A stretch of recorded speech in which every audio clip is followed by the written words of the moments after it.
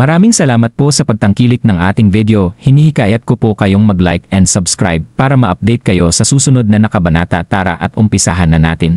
Kinagat ni Monica ang kanyang mga labi.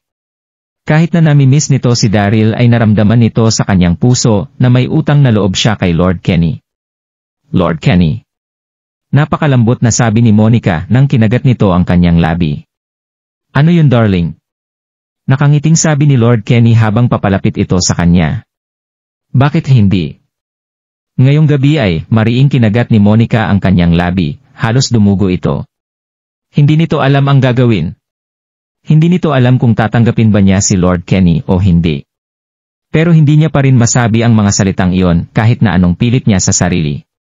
Sa parehong sandal ay may dalawang lalaki ang mabagal at kampating lumapit sa kanila. Ito ay si Mateo Hanson at ang alagad nitong si Justin Quinn.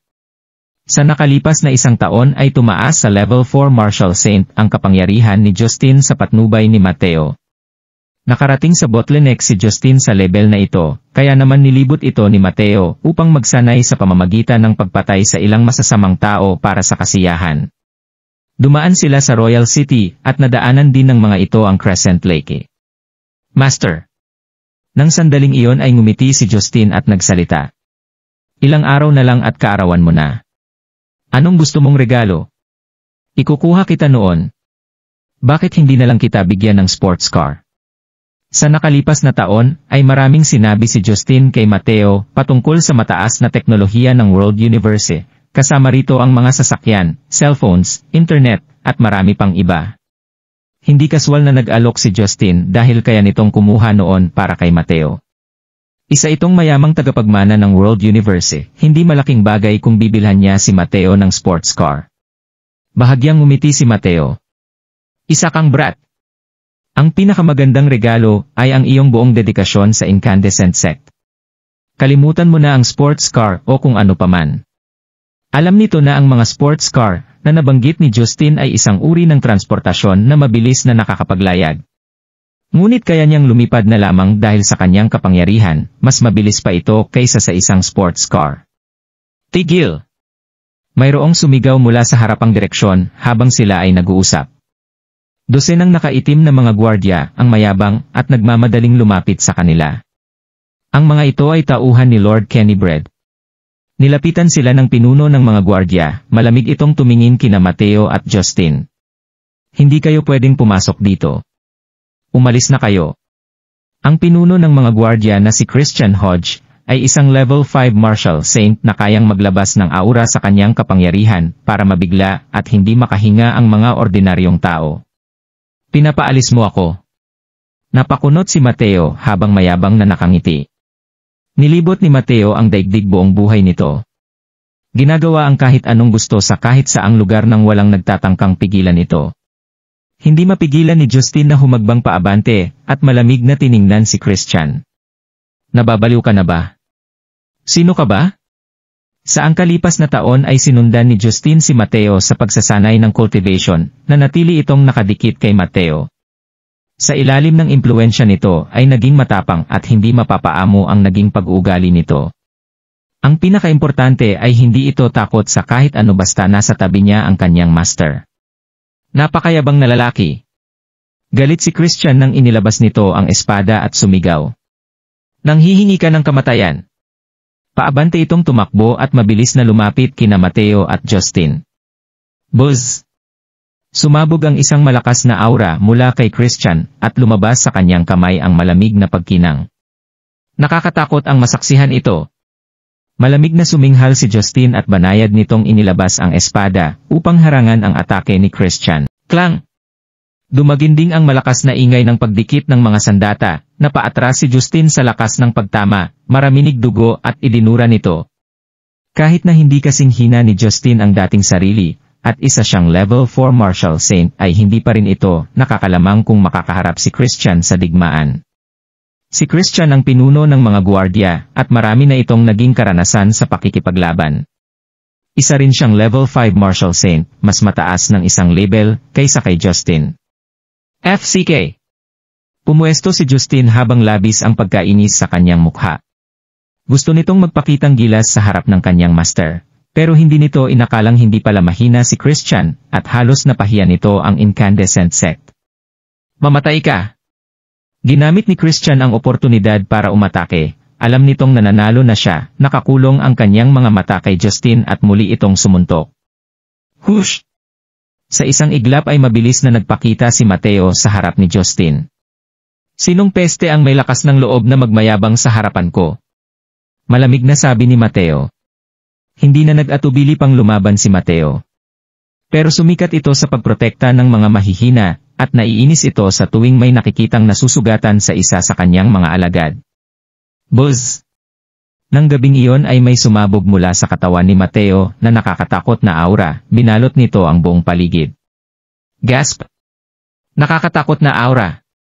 Hindi lamang si Christian, kundi pati na rin ang ibang guwardya, at si Lord Kenny Bread na nasa bangka ay nagulat. Lahat sila ay walang masabi sa labis na pagkagulat. Hindi na nagsalita pa si Mateo, itinaas nito ang kanyang kamay at pinaikot. Lumabas mula rito ang nag-aalab na pulang ilaw. Hindi nakareact agad si Christian at natamaan ito ng pulang ilaw. HMPH, napadiing si Christian nang lumipad ito sa ere at umulan ng dugo. Halos 100 metro ang nilipad nito paatras bago tuluyang lumapag sa lawa. Namula na parang dugo ang tubig ng lawa, at agad itong namatay. Ano? Isang galaw? Pinatay niya si Christian, ang pinuno ng MG Guardia gamit lamang ang isang paggalaw. Napanganga ang mga antirang guardia sa nakitang eksena, hindi nila mapigilang magulat. Sino itong taong mayroong nakakatakot na kapangyarihan? Nang sandaling iyon, narinig rin ng nasa bangkang si Lord Kenny Bread ang labanang naganap at napatayo ito habang galit na nakatitig kay Mateo. Isa si Christian sa kanyang pinakamagagaling na alagad. Paano siya biglaang namatay dito?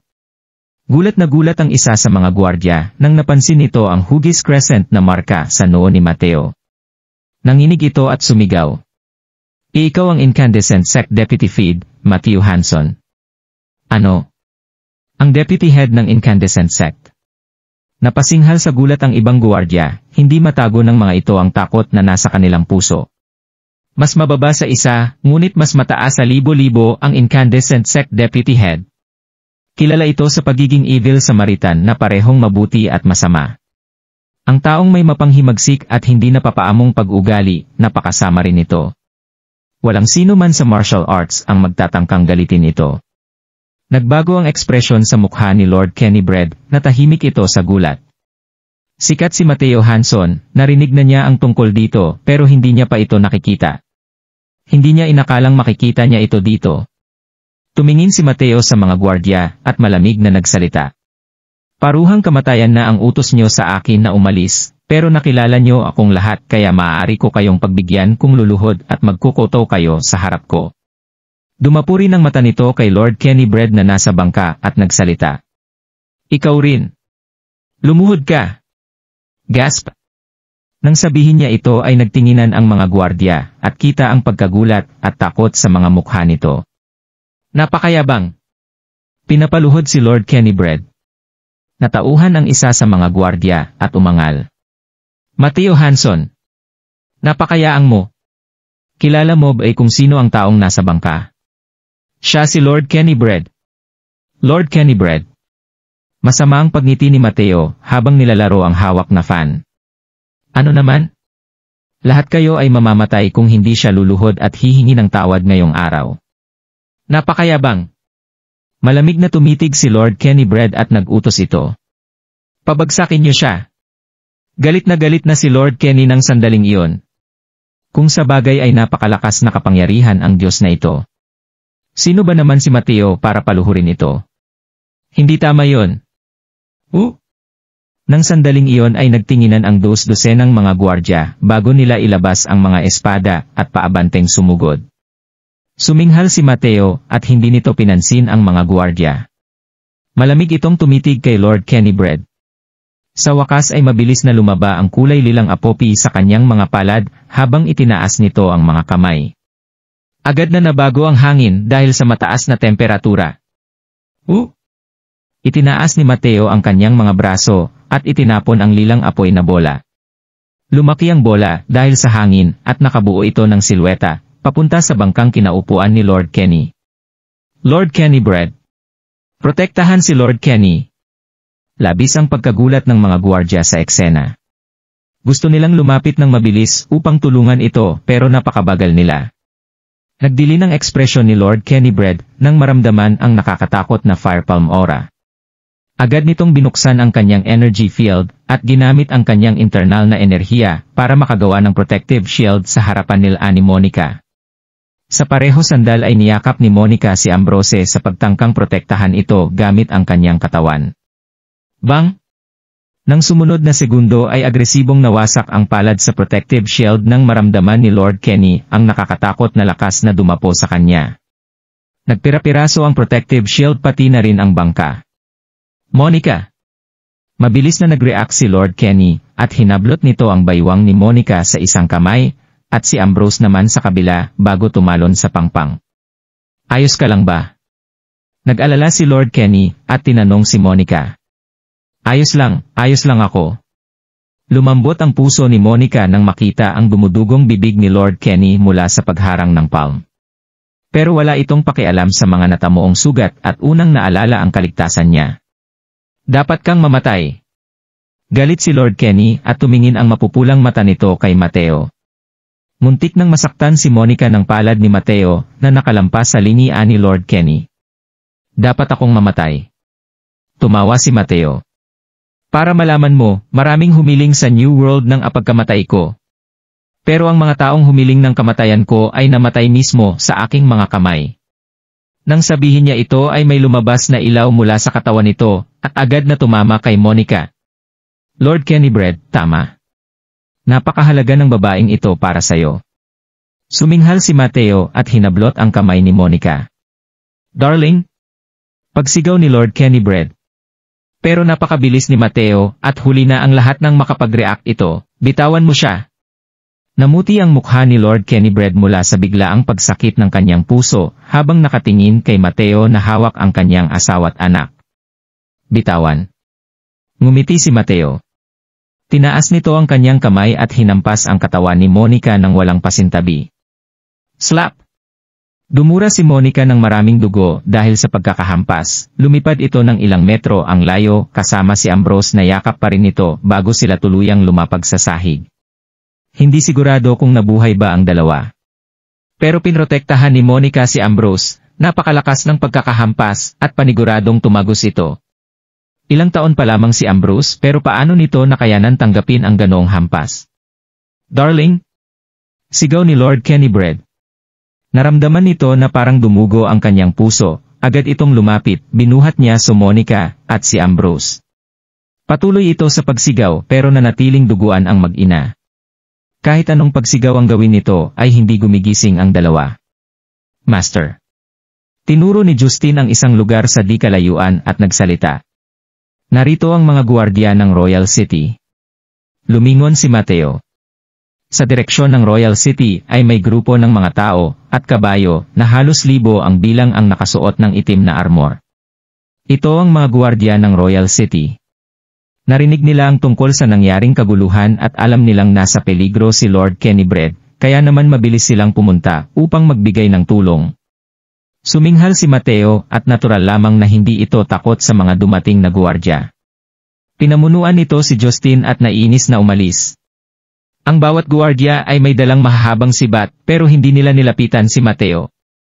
Nagulat ang mga ito sa nakakasakal na aura ni Mateo, at agad silang gumawa ng espasyo upang makadaan ang paalis na sina Mateo at Justin. Darling? Darling? Masakit ang dibdib ni Lord Kenny habang sumigaw sa mga gwardyang nasa kanyang likuran. Bilis! Dalhin niyo ako sa Guangping Palace. Bilisan niyong pumunta sa palasyo at tumawag Gian Doctor. Bilis! Buhat ni Lord Kenny si Monica at Ambrose nang sinabi niya ito at mabilis nilang nadaanan ang Royal City. Kailangan mong mabuhay. Please, huwag mong hayaan na may mangyaring masama sayo. Please. Sa kabilang banda ng New World. Libo-libong sailboats ang lumayag sa West Sea. Makikita sa malayo na ang mga bangka ay puno ng mga taong nakasuot ng itim. Mamamatay na aura ang bumalot sa hangin. Mayroong 3 malalaking bandila sa mga bangka. Ang nakasulat sa unang pulang bandila ay Eternal Life Palace.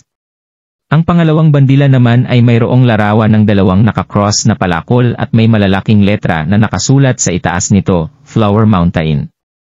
Ang ikatlong bandila naman ay mayroong siya na dragon at may nakasulat na Justice for Mankind. Ang mga taong ito ay mula sa Elysium Gate, Eternal Life Palace Sect, at Flower Mountain. Nagtipon ang mga alagad ng tatlong sekta at umabot ang dami nila sa 300,000. Mukhang napuno ng mga alagad ng tatlong sekta ang dagat. Nang sandaling iyon ay mayroong tatlong lalaking nakatayo sa nangungunang malaking bangka. Sina Daryl, Dax, at Chester. Katabi ng mga ito sina Jewel at Debra Gable. Sa kanilang likuran ay ang 4 Warlords of Elysium Gate, Henry B. General, 10 Heaven Masters, at ang 4 Guardian King ng Eternal Life Palace. Ang elites ng Flower Mountain. Naroon ang tatlong nagsumpaang magkakapatid upang pabagsakin ang Incandescent Sect. Tumulong si Daryl sa paglibing sa Second Ferry sa Fuyao Palace bago ito agad na nagtungo sa Carter Mansion. Agad na naglayag ang tatlo ng magkita-kita. Lino-linong bangka ang nakarating sa New World at naglakad pa ang mga ito ng kalahating araw bago narating ang maliit na bayan. Patuloy ang pagkunot ng kilay ni Daryl buong paglalakbay nang mapagtanto nitong maraming tao sa mundo ng martial arts ang papunta sa altar ng Incandescent Sect kahit na saan pang syudad ito pumunta. Nang sandaling iyon, sain na nasa maliit na bayan. Kumunot ang noo ni Daryl at nagtaka ito. Kakaiba, bakit napakaraming tao ang papunta sa Incandescent Sect? Nagtinginan sina Dax at Chester nang sabihin niya ito, nagtaka rin ang dalawa. Hayop! Wala akong pakialam tungkol doon.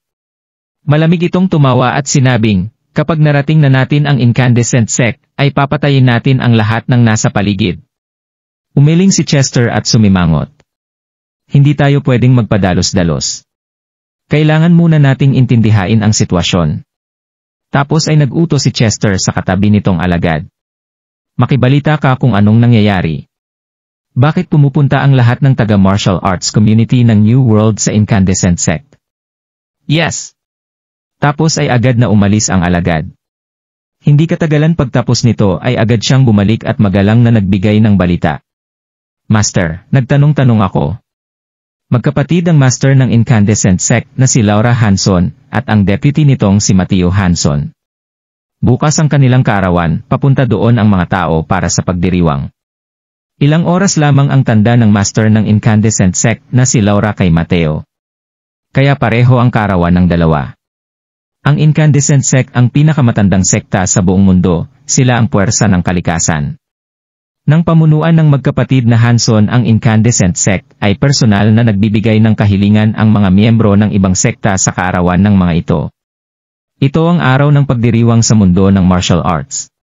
Kaarawan. Nagtinginan sina Daryl, Dax at Chester sa narinig na balita.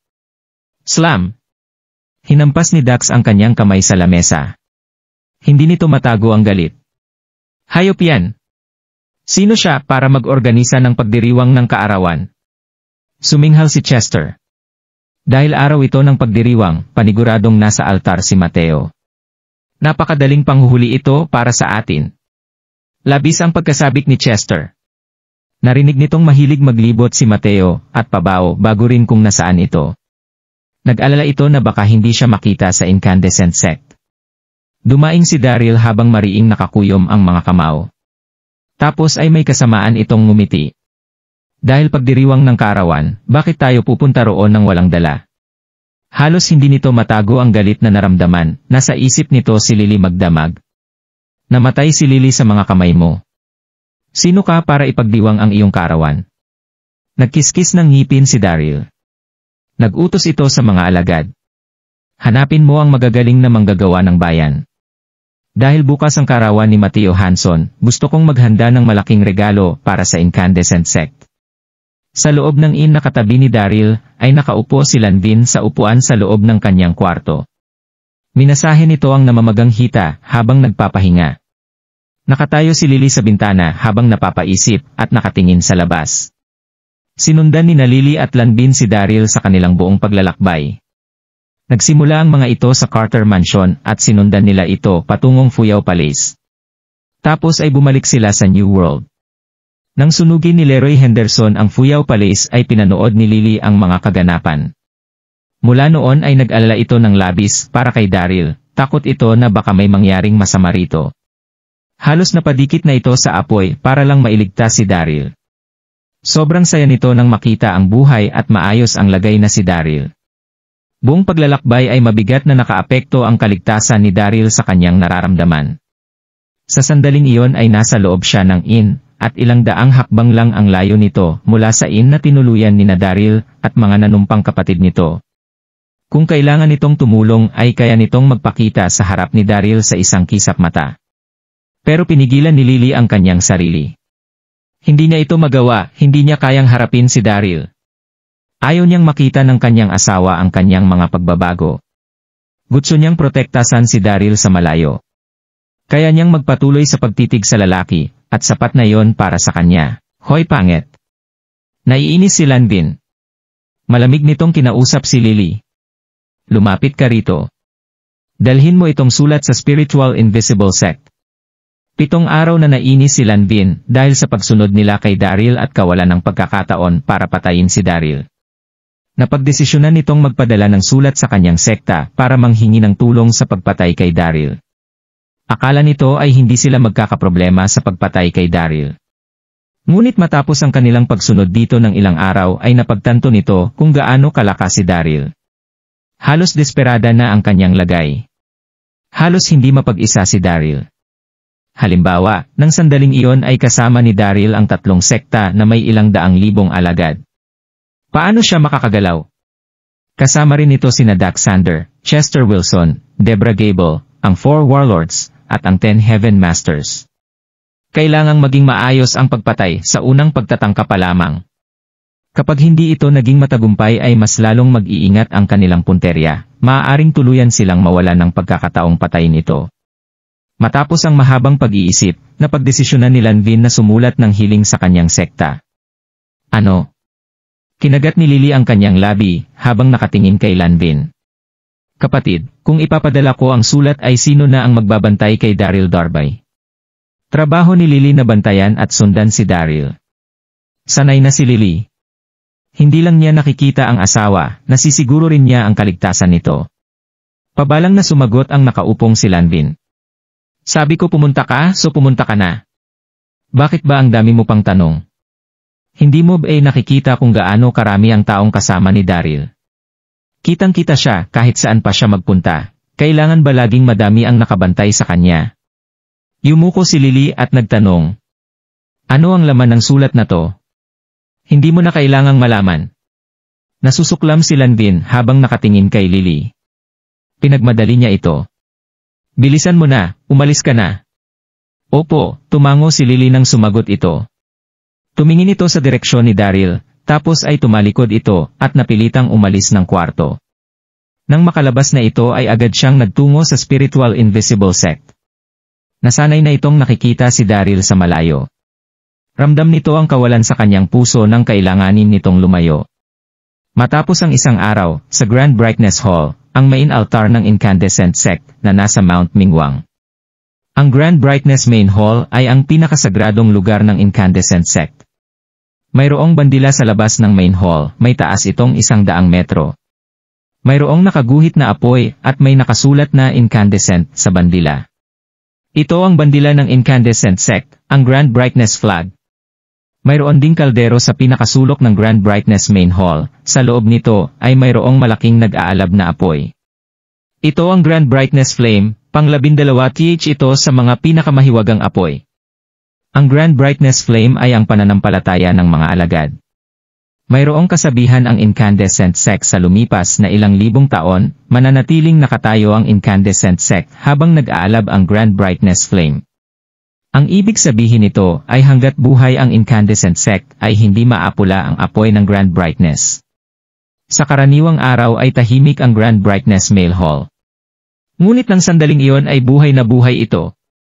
Marahil karawan ngayon ng Incandescent Sect Master na si Laura at ng deputy nitong si Mateo Hanson. Ipinagdiwang ang selebrasyon sa main hall. Puno ng tao ang altar ng Incandescent Sect.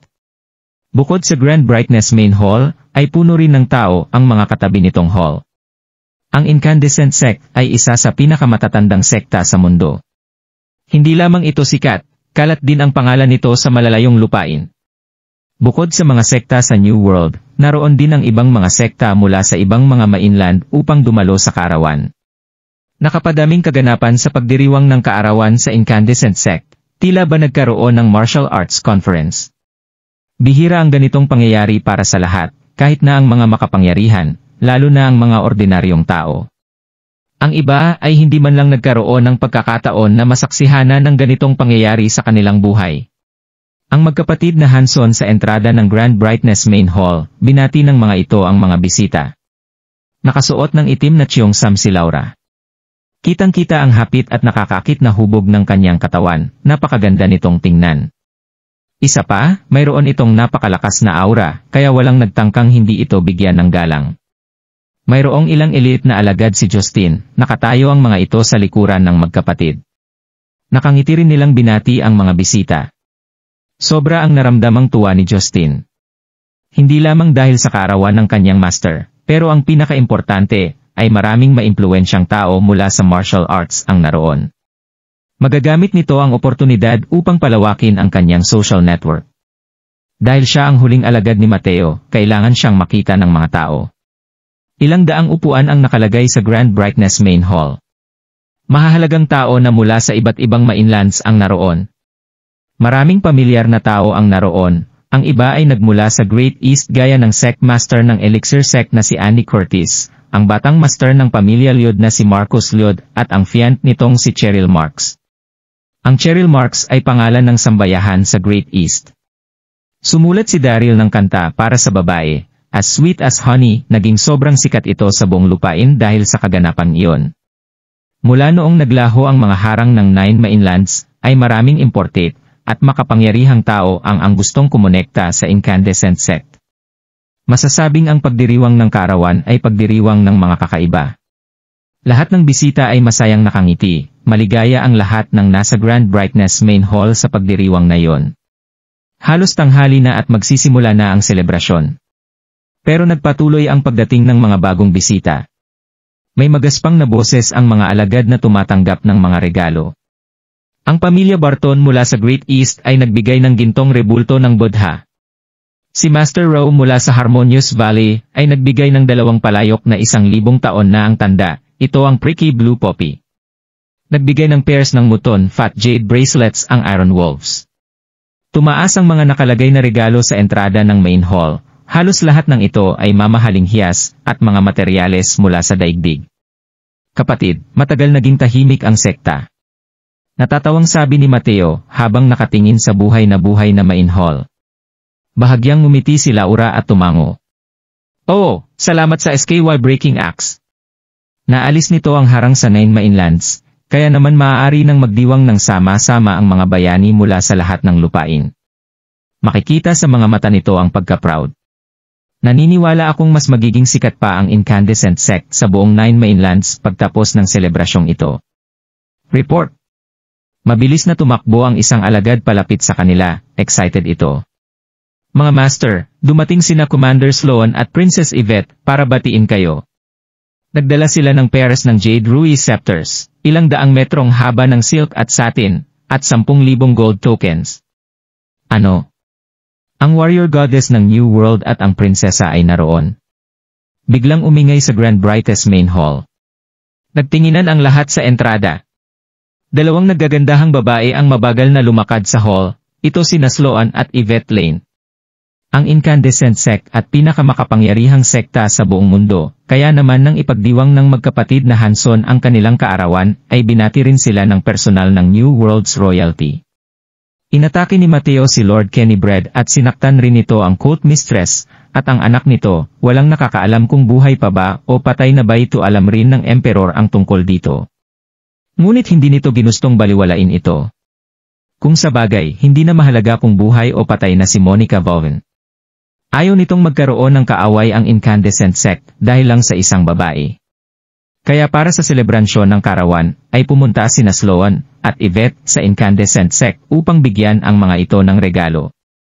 Ang katotohanang naroon sila ay nagpapakitang ginagalang ng emperor ang incandescent sect. Nakasuot ng mahabang itim na bestida si Sloan, mapapatigil ang mga tao sa taglay nitong ganda.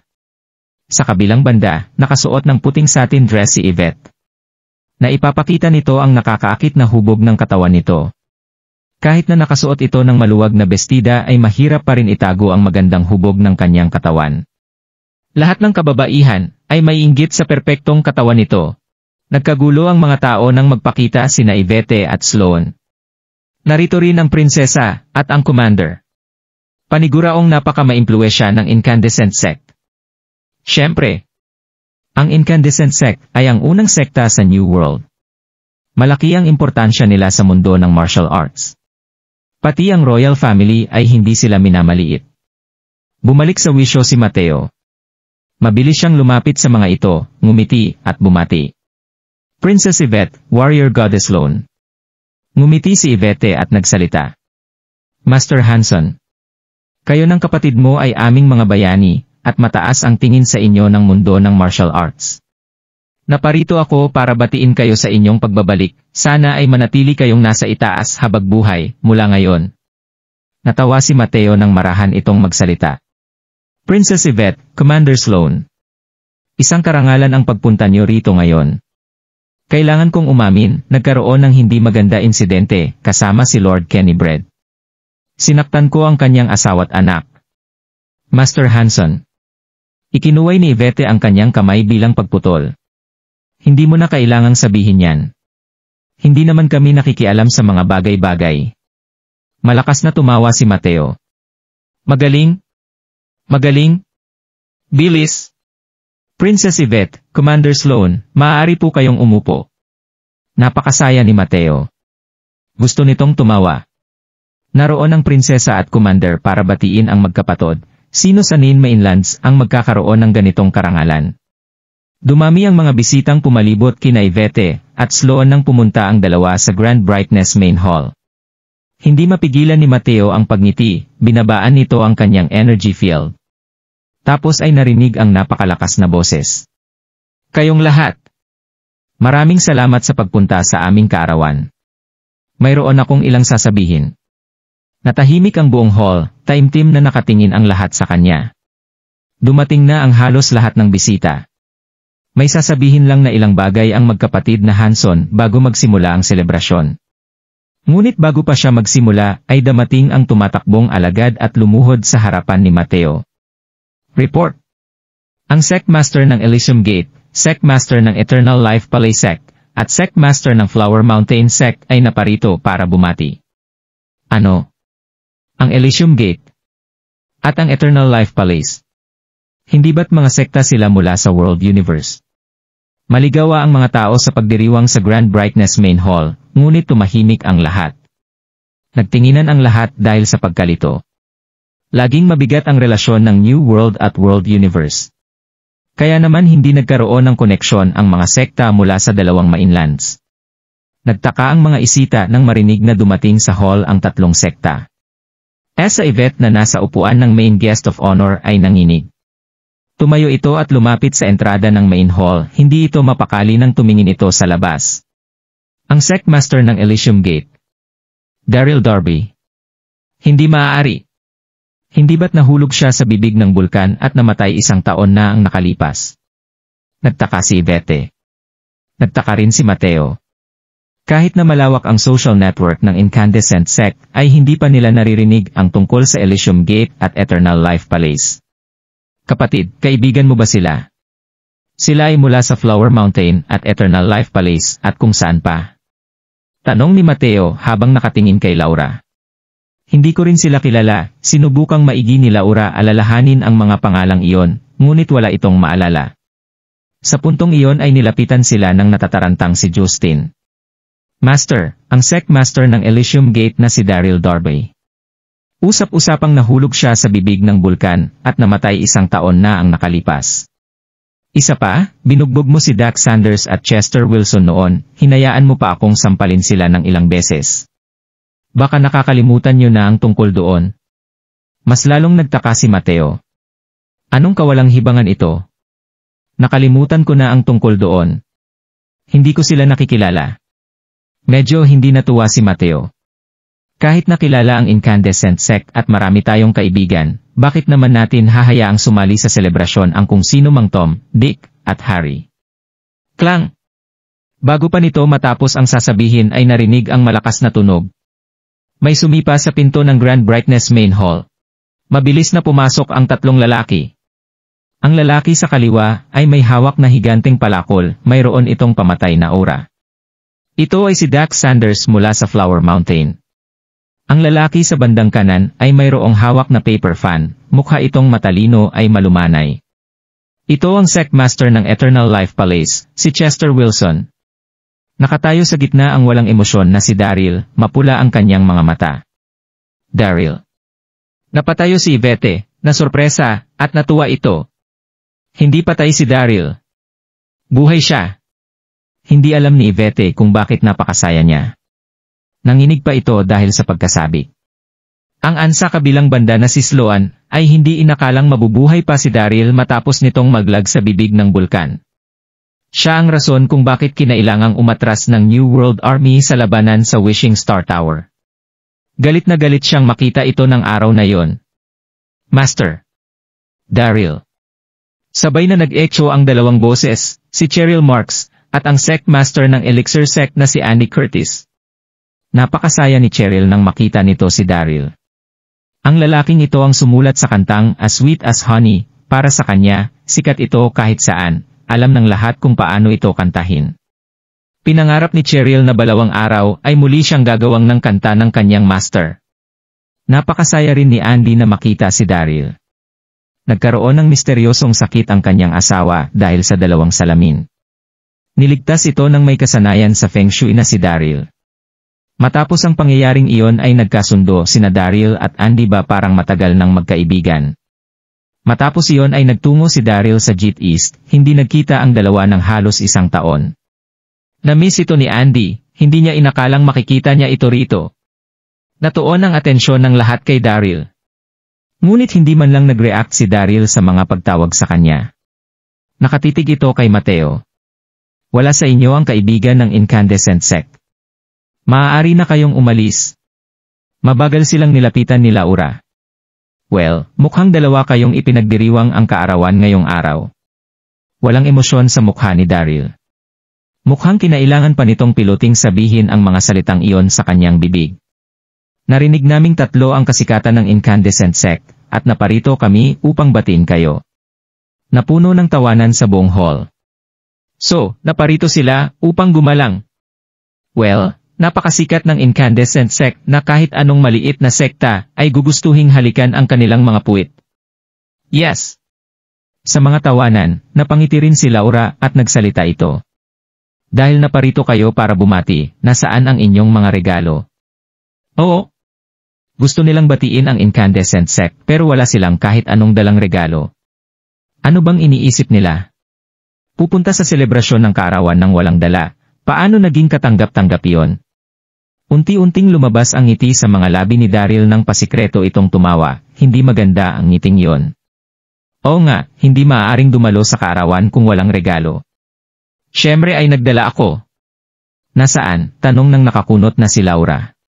Dalhin niyo ang mga regalo. Sumigaw ng napakala si Daryl, gumaspang ang boses nito. Tapos ay pumasok sa hall ang apat na alagad ng Elysium Gate. Thud. Agad nilang sinipa ang pinto ng Grand Brightness Main Hall. May dalang dalawang napakalaking kabaong ang apat na alagad. Klang! Lumapag sa sahig ang dalawang mabibigat na kabaong, itim ang pintura ng mga ito, parang kamatayan. Ito ang aking regalo para sa inyong dalawa. Inilabas ni Daryl ang blood-drinking sword, mapula ang kanyang mga mata. Hiling ko ay marami pa kayong matanggap, at manatiling nasa itaas habang buhay. Wow! Tumindi ang pakiramdam sa paligid. Wala na bang magawa sa buhay ang mga taong iyon para magregalo ng dalawang kabaong para sa kaarawan? SHT! Gusto mo bang mamatay? Nakakatakot ang hitsura ng mukha ni Mateo habang mariing nakayukom ang mga kamao nito. Nanginig ang nakatayong si Laura. Galit rin ito. Incandescent Sect, nang sandaling iyon ay maingat na naglakad ang 4 warlords. Tumingin sa kanila si Zephyr, malamig ang ngiti nito at sinabing, Espesyal na ginawa ng aking sect master ang 2 kabaong na ito. Cult Master, naway tanggapin niyo ang mga regalo. Bang! SHT! Galit na sumigaw si Mateo, nagsimulang tumaas ang internal energy nito. Madaming taon itong tumakbo sa komunidad kaya naman respeda na ito, sinong magtatangkang hindi ito irespeto. Hindi makontrol ni Mateo ang naramdamang galit nang makita niya ang 2 kabaong. Tumitig ito kay Daryl at nagsalit. Kung luluhod at hihingi ka ng tawad ngayon ay bibigyan kita ng mabilis at madaling pagkamatay. Mabilis at madaling pagkamatay. Mapula ang mga mata ni Daryl nang malamig itong nagsalita. Humakbang ito paabante habang tiningnan ang paligid ni Mateo. Mateo. Malamig na sabi nito habang nakatuon ang atensyon sa lalaki. Bilisan mong magsalita at humanda ka sa pagtanggap ng iyong pagkamatay. Kumunot ang kilay ni Mateo at ikinuyom nito ang mga kamao. Nag-aalab ito sa galit, hindi na ito makapagpigil pa. Nakay Daryl ang mata ng lahat, hindi maintindihan ang ekspresyon ng mga ito. Narito ang lalaking ito para subukin ang incandescent sect. Gusto ba niyang mamatay? Hindi pinansin ni Daryl ang mga atensyong nasa kanya, at nagpatuloy ito sa pagtitig kay Mateo. Mayroon akong katanungan para sayo. Pinatay mo ang babaeng nagngangalang Lily Landon 1 taon na ang nakalipas. Ikaw ba ang may gawa? Lily Landon. Ang imahe ng pangit na mukha ay lumabas sa isip ni Mateo nang marinig ang pangalang ito. Nang matauhan ito ay agad siyang natawa at sinabing, ngayon ay naiintindihan ko na. Ginawa mo ang lahat ng iyon dahil ikaw ang asawa ng pangit. Nabanggit ni Justin na ang pangalan ng asawa ng pangit na babae ay Daryl, naalala na niya ito. Tumingin si Mateo kay Daryl nang may mayabang na ekspresyon, bahagya itong ngumiti at nagsalita. Tama, pinatay ko siya. Nakaramdam ng sakit sa dibdib si Daryl, kiniskis nito ang mga ngipin habang nagpipigil ng galit. Wala siyang ginawa sa'yo, bakit mo siya pinatay? Kaswal nang ngumiti si Mateo nang humakbang ito ng 2 beses paabante. Hindi ko kailanman kinailangan ng kahit na anong rason para gumawa ng kahit ano sa buhay ko. Isa lang siyang pangit na babae, bakit hindi ko siya papatayin? Gusto mo siyang ipaghiganti? Wow! Pula lamang ang kulay na nakita ni Daryl nang marinig niya ang sinabi nito. Mariin itong kinuyom ang kanyang mga kamao, halos tumagos na ang mga kuko nito sa kanyang balat. Higanti! Mariin itong kumagat, hindi na niya kaya pang kontrolin ang galit. Hindi ko lang gusto maghiganti pero papabagsakin ko rin ang Mount Mingwang at wawasakin ang incandescent sect. Gusto kong makuha ang buhay ng 1 milyon mong alagad kapalit ng buhay ni Lily. Ang malamig na boses ni Daryl ay tunog galing sa impyerno, nag-echo ito sa buong Mount Mingwang. Katahimikan. Nang sandaling iyon ay tumahimik ang buong Grand Brightness Main Hall. Nagtinginan ang maraming elite na miyembro ng sekta. Matapos ang ilang segundo ng katahimikan ay natawa ang lahat. Ang ilan sa mga natawa ay nagsalita. Anong sabi niya? Gusto niyang wasakin ang incandescent sect. Nakakatawa naman. Saan ba siya galing? May lakas ng loob pa siyang magsalita ng mga ganoong bagay, kahit na level 1 Martial Emperor lamang siya. Dumami pa ang mga tawanan. Nag-usap-usap ang lahat habang malakas na tumatawa. Natawa rin si Mateo habang nakatingin kay Daryl at nag-asar. Batang lalaki, marami na akong narinig na biro buong buhay ko, pero ang biro mo ang hindi pinag-isipan at pinakanakakatawa sa lahat. Talaga? Kaswal nang umiti si Daryl. Nang sandaling iyon ay tumalon ay lumutang ito sa ere. Nabalot ang buong lugar sa malamig nitong boses. Ako si Daryl, ang sect master ng Elysium Gate, ang hindi mapapantayan Darby. Nasaan kayo aking mga kapatid? Narito kami. Malalakas na boses ang sumagot rito. Tapos ay malakas na paghakbang ang sumira sa katahimikan. Nasa 300,000 katao ang nagmarcha sa kalayuan, may dala itong mga sandala. Lumabas ang mga ito mula sa iba't ibang direksyon, para palibutan ang buong Grand Brightness Main Hall. Pinamunuan sila ni Zephyr, may dala itong 100 talampakang mataas na bandila na wumawagayway sa hangin. Ito ang bandila ng 9 Dragons Justice. Wow! Tahimik ang buong hall, hindi matigil ang pamamawis ng mga bisita. Pinalibutan ng 300,000 katao ang Grand Brightness Main Hall, nakakatakot ang mapaghiganting aura ng mga ito. Ikaw, agad na nag-iba ang ekspresyon ng mukha ni Mateo, hindi ito makapagsalita. Lumipad sa ere si Daryl habang nanginginig ang kanyang blood-drinking sword. Kung wala kang kinalaman dito ay lumayo ka. Halos sumigaw si Daryl, mapula ang kanyang mga mata. Wala akong pakialam kung saang sekta o pamilya ka galing, kung gusto mong tulungan ang incandescent sect ngayon araw ay wawasakin kita. Narinig sa buong Mount Minwang ang boses ni Daryl. Wild. Napakatapang nitong pakinggan. Nang marinig niya ito ay nagbago ang ekspresyon ng mukha ng lahat, pasikretong bumilis ang paghinga ng mga ito. Tahimik ang lahat pero galit ang mga ito. Ang lahat ng dumalong bisita sa incandescent sect ay nagmula sa mga sikat na sekta galing sa iba't ibang kontinente. Lahat ng mga ito ay naipamana ng mga cultivator. Ang bawat isa sa mga ito ay maaring mandirigma mula sa kung saan man. Bakit may taong ganoon makipag-usap sa kanila? Ngunit mukhang basura ang turing sa kanila ni Daryl. Sinong makakatiis sa ganoong pamamahiya? Gayunpaman ay walang nagtangkang humakbang paabante. Nang sandaling iyon ay nakaisip na ng maayos si Laura. Namutla ang maganda nitong mukha habang tinuro nito si Daryl. Mister, hindi ko alam na nasaktan ka pala ng incandescent sect, pero kung aatras kayo ngayon ay patatawarin ko ang mga maling nagawa niyo ngayon. Mapula ang mga mata ni Daryl habang malakas itong tumawa. Hindi mo alam na sinaktan ako ng sekta mo. Mariing hinawakan ni Daryl ang blood-drinking sword, habang nanginig ang buo nitong katawan. Patay na si Lily. Patay na ang lilibod ko. Kung sino mang pipigil sa akin ngayon ay mamamatay. Wawasakin ko ang incandescent sect. Bang! Nang sandaling iyon ay lumabas ang matinding internal na enerhiya, nang lumabas mula sa sahig ang 100 talampakang pagoda. Ito ang 7 Treasures Exquisite Pagoda, 500 mandirigma ang lumabas mula rito. Zephyr, gusto kong patayin mo ang mga lagad ng incandescent sect. Malakas na sumigaw si Daryl.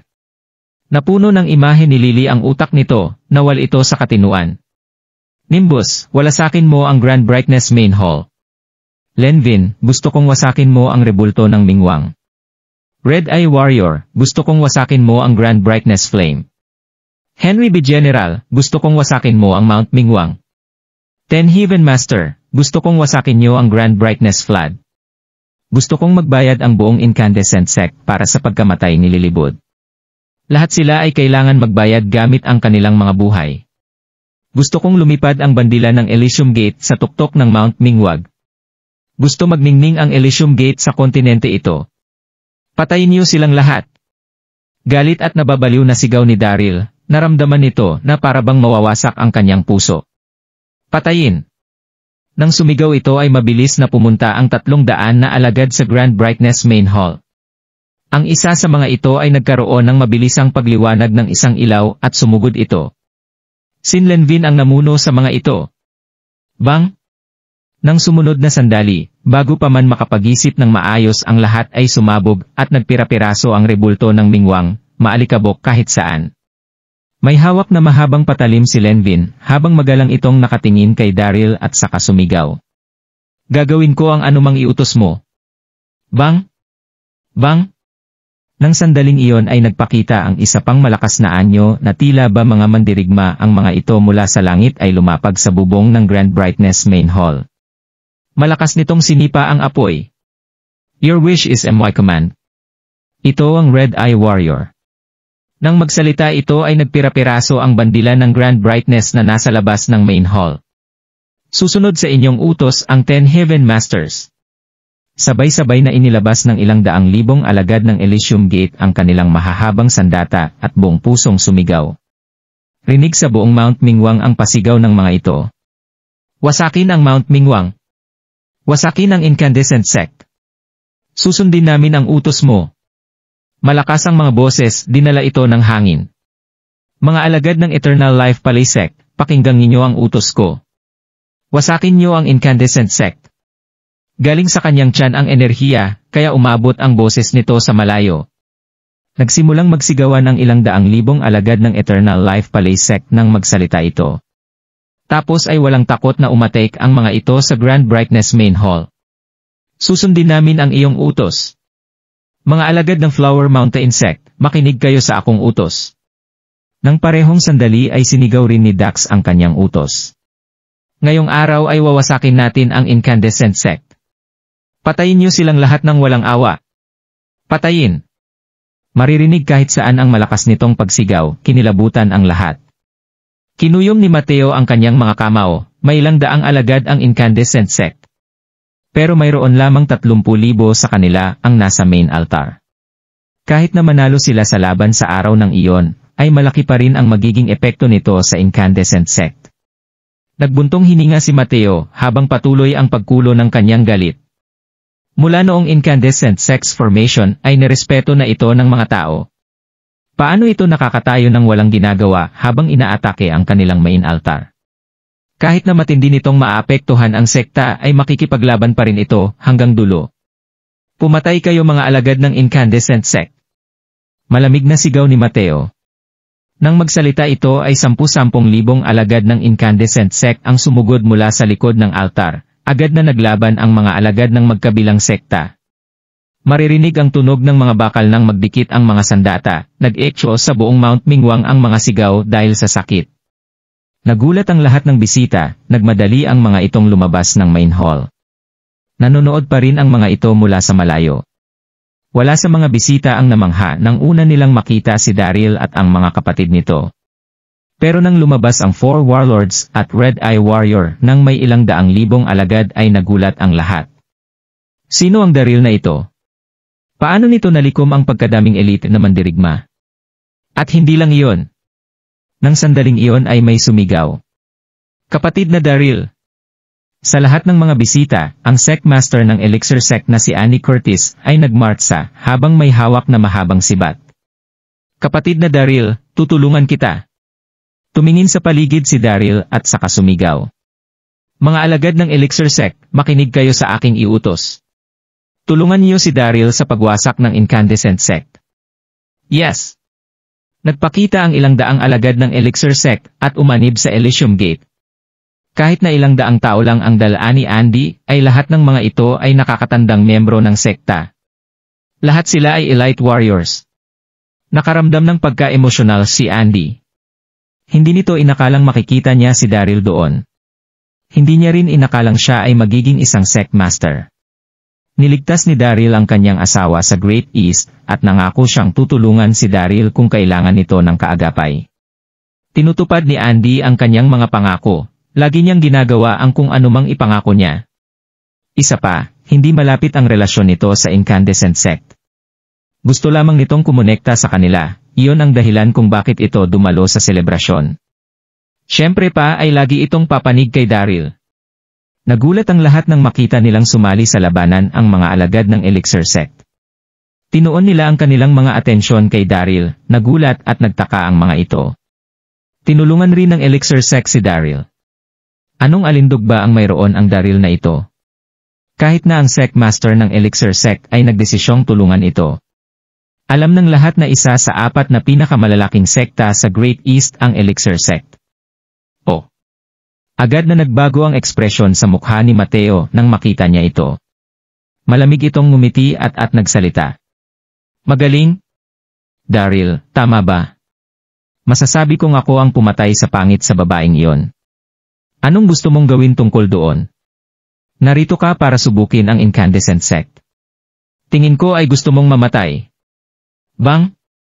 Habang nagsasalita ito ay pumalibot ang malakas na aura kay Mateo. Matapang niyang itinaas ang kanyang kamay at matapang na sinuntok si Daryl. Sa parehong sandal ay lumakad paabante si Laura at malamig na tinitigan si Laura. Walang kabuluhan. Sino ka para pumunta rito at guluhin ang incandescent sect? Wala sa inyo ang makakalabas ng buhay ngayong araw. Malamig ang tingin sa mukha ni Laura. Lumabas ang espada sa kanyang kamay bago ito tumalon sa gitna ng ire at sumugod kay Daryl. Tumutok ito sa dibdib ng lalaki. Kinagat ni Yvette ang kanyang labi habang nakatayo sa isang tabi, nagsimulang lumabas ang pag-aalala sa kanyang puso. Narinig nito ang balitang pinatay ni Mateo si Lily. Maganda ang relasyon ni Yvette kay Lily noong nasa World Universe pa siya. Nalungkot at nagalit ito nang marinig na pinatay ito ni Mateo. Hiniling ni Yvonne na makapaghiganti si Daryl para sa kanyang kaibigan.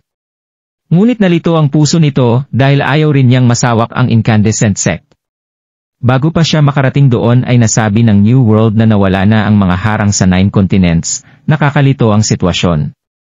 Nais bumuo ng royal family ng relasyon sa iba't ibang sekta upang makapalakas ang kanilang posisyon bilang mga pinuno. Ang incandescent sect ay ang top sect sa New World. Mayroon itong sinaunang historya at malalim na pundasyon. Kung gusto nilang suportahan ang Emperor ay wala nang kakatakutan pa ang New World Emperor. Tinandaan ito ni Yvette, lalapit ang asana ito para pigilan ang labanan. Prinsesa! Pero agad itong pinigilan ni Sloan. Nagdilim ang mukha nito nang magsalita. Prinsesa, walang taong makakapigil sa nangyayaring labanan. Huwag ka na lumapit. Kailangan mong mag-ingat kundi ay matatamaan ka sa barilan. Say! Bahagyang nagbuntong hininga si Yvette pero umatras ito. Sumikip ang kanyang dibdib. Bang!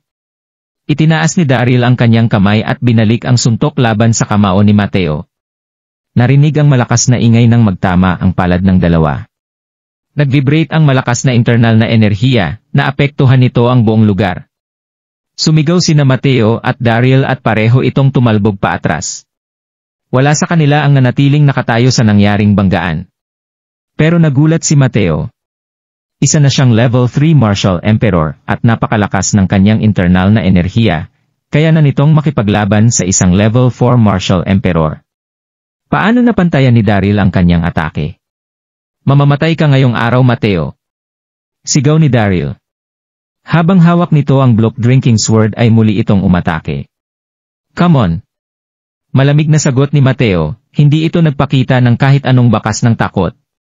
Samantala, sina Dax, Chester, Red Eye Warrior, Blazing Snake Queen, at iba pang Martial Emperors ay nag-aalab sa galit habang pinalibutan nila si Laura.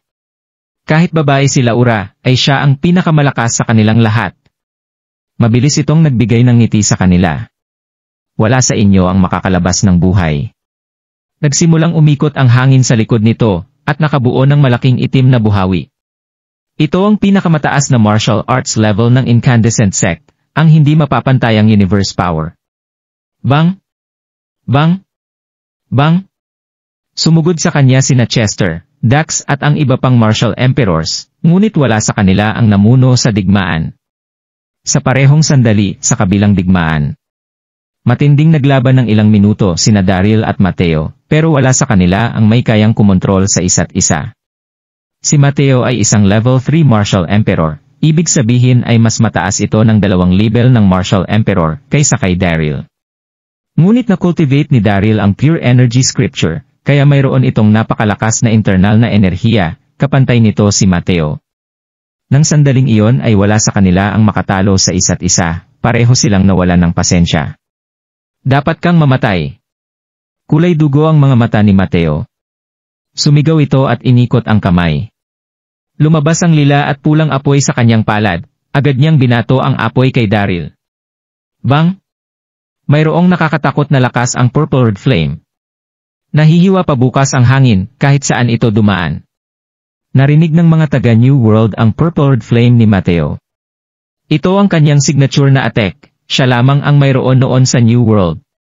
Nasa Enchanted Flame list din ang apoy, at nasa ikapitong lugar ito, ang Purple Cloud Enchanted Flame. Bang! Nang lumabas ang Purple Cloud Enchanted Flame, at nasunog ang hangin. Ang mayabang at kakaibang aura, ay napapanood ng mga nag-aalala, at gulat na mga tao.